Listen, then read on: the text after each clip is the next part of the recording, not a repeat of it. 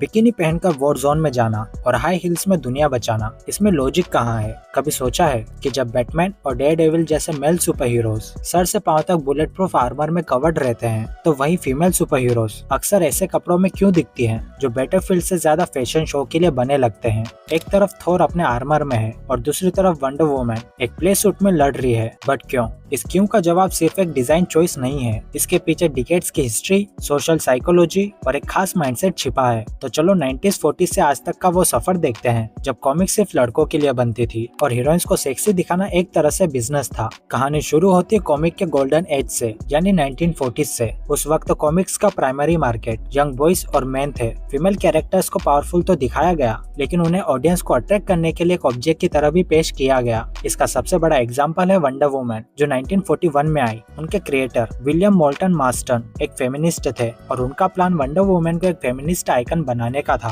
लेकिन उस टाइम के हिसाब से उसकी कॉस्ट्यूम, एक स्ट्रेपलेस टॉप और छोटे शॉर्ट्स लड़ाई के लिए पूरी तरह इम्प्रैक्टिकल थी। डिजाइन का पर्पस डबल था, वुमेन को पावर का सिंबल देना और साथ ही मेल रीडर्स को अट्रैक्ट करना। तो एक तरफ उनकी ताकत वुमेन को इंस्पायर कर रही थी, वही उनका लुक मेल ऑडियंस को कॉमिक्स खरीदने के लिए मजबूर कर रहा था। इन शॉर्ट, न्यू ही ऐसी रखी गई थी जहाँ एक फीमेल हीरो की पावर और उसकी फिजिकल अपील एक दूसरे से जुड़ गए। फिर आई सिल्वर एज और फीमेल कैरेक्टर्स के रोल्स भी लिमिटेड हो गए। ज्यादातर फीमेल कैरेक्टर्स या तो हीरो की गर्लफ्रेंड थी या फिर डैमसेल इन डिस्ट्रेस, यानी वो फीमेल्स जिन्हें बचाने की जरूरत है। उन्हें अक्सर हेल्पलेस और वीक दिखाया जाता था। इस दौर में जब फीमेल सुपर हीरोज बनी भी तो उनकी कॉस्ट्यूम्स वैसी ही इम्प्रैक्टिकल रही। 70s में शीना और रेड सोंजा जैसे कैरेक्टर आए जो स्वॉर्ड्स तो चलाती थी पर बिकिनी पहनकर। एक्समैन की स्टॉर्म का शुरुआती लुक भी काफी रिवीलिंग था और वजह साफ थी, कॉमिक्स का मार्केट अब भी टीनेज बॉयज थे और उनके हार्मोन्स को ध्यान में रखते हुए सेक्स अपील पहली प्रायोरिटी थी। फीमेल कैरेक्टर्स को सिर्फ पावरफुल नहीं बल्कि सेक्सी भी दिखाना पड़ता था ताकि कॉमिक्स बिके।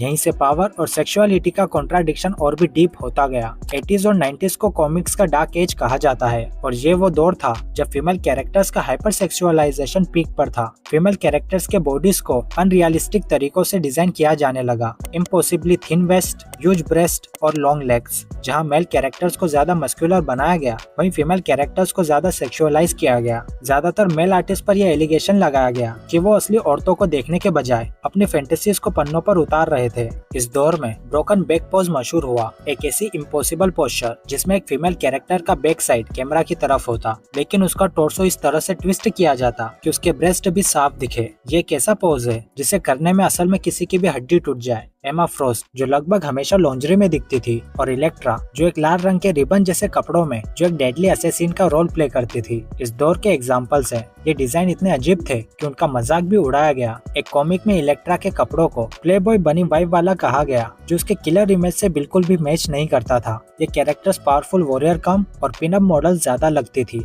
तो क्या हुआ अगर कपड़े सेक्सी थे? इसमें बड़ी बात क्या है? असल में बात बहुत बड़ी है। पहला इशू है हाइपर सेक्सुअलाइजेशन। जब एक फीमेल हीरो को दुनिया बचाने से ज्यादा उसके शरीर के लिए दिखाया जाता है तो ये मैसेज जाता है कि उसकी पावर से ज्यादा उसकी खूबसूरती जरूरी है। रिसर्च बताती है कि ऐसी इमेजेस फीमेल्स में एम्पावरमेंट की भावनाओं को कम करती है। दूसरा इशू है इम्प्रैक्टिकलिटी। जरा सोचो, हाई हिल्स में दौड़ना या लड़ना कितना मुश्किल होता होगा। पावर गर्ल के कॉस्ट्यूम में एक बूब विंडो है, यानी चेस्ट पर एक बड़ा सा होल था। ये किसी फाइट में कैसे यूजफुल होगा? स्टार फायर का आर्मर सिर्फ उसके जरूरी बॉडी पार्ट्स को कवर करता था, जबकि बाकी बॉडी दुश्मन के लिए एक आसान सा टारगेट था। इन कॉस्ट्यूम्स को देखकर लगता है कि इन्हें लड़ाई के लिए नहीं बल्कि मेल ऑडियंस की फैंटेसी के लिए बनाया गया था। और यहीं पर द मेल गेज यानी पुरुषवादी नजरिए का कॉन्सेप्ट आता है। यह टर्म 1970s की फिल्म थ्योरी से निकली है, लेकिन कॉमिक्स पर बिल्कुल फिट बैठती है। इसका मतलब है कि कैमरा एंगल्स अक्सर फीमेल कैरेक्टर्स के बॉडी पार्ट्स पर इस तरह फोकस करते हैं कि वो एक इंसान से ज्यादा एक ऑब्जेक्ट नजर आती है। उनकी आइडेंटिटी उनकी ताकत से नहीं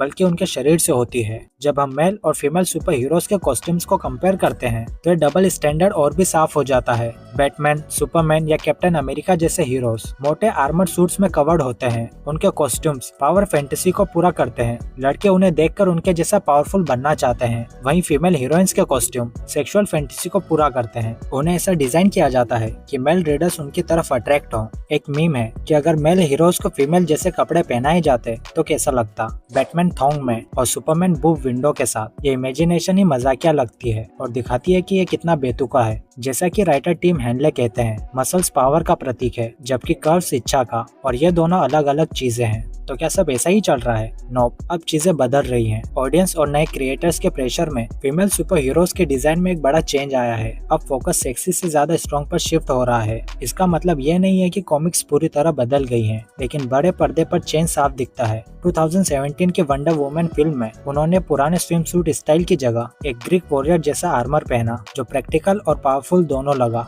सुपर गर्ल टीवी शो के 5वें सीजन में उसने अपनी स्कर्ट छोड़कर फुल लेंथ पैंट्स पहननी शुरू कर दी, जो लड़ाई के लिए कहीं ज्यादा बेहतर है। जेसिका जोन्स जैसे कैरेक्टर जीन्स और लेदर जैकेट में केस सॉल्व करती हैं, जो दिखाता है कि फीमेल को पावरफुल होने के लिए सेक्सी दिखना जरूरी नहीं है। यहाँ तक कि कॉमिक्स में भी कुछ चेंजेस हुए हैं। पावर गर्ल के फेमस बूब विंडो कुछ नए वर्जन में हटा दिया गया। हालांकि ये डिजाइन आता जाता रहता है, जो दिखाता है कि ये डिबेट अभी भी खत्म नहीं हुई है। अब डिजाइनर्स कैरेक्टर्स की पर्सनालिटी और पावर्स के हिसाब से उनके आउटफिट्स बना रहे हैं, न कि सेक्स अपील के आधार पर। मकसद अब हीरोइन को सेलिब्रेट करना है, सिर्फ उसके शरीर को नहीं। तो आखिर फीमेल सुपर हीरोज इतनी सेक्सी कपड़े क्यों पहनती हैं? और इसका जवाब सीधा नहीं है। इसके रूट्स 1940s की मेल डोमिनेटेड कॉमिक इंडस्ट्री में है, जिसने मेल रीडर्स को टारगेट किया। ये एक ऐसी लेगेसी बन गई जहाँ एक फीमेल की पावर उसकी सेक्स अपील से जुड़ी थी, क्योंकि डिकेड्स तक यही फॉर्मूला चला। लेकिन जैसा कि हमने देखा, ये सोच अब बदल रही है। नई जनरेशन के ऑडियंस और क्रिएटर्स ज्यादा रियल, डाइवर्स और स्ट्रॉन्ग कैरेक्टर की मांग कर रहे हैं। अब वक्त आ गया है कि हीरोइंस को उनके कपड़ों के साइज के लिए नहीं, बल्कि उनके करेज और कैपेबिलिटीज के लिए सेलिब्रेट किया जाए। तो इस टॉपिक पर आपके क्या थॉट्स हैं? क्या आपको लगता है कि फीमेल सुपर हीरोज के कॉस्ट्यूम में वाकई सुधार हुआ है? नीचे कमेंट्स में बताओ, और ऐसे ही एनालिसिस के लिए मेरे चैनल को सब्सक्राइब करना मत भूलना।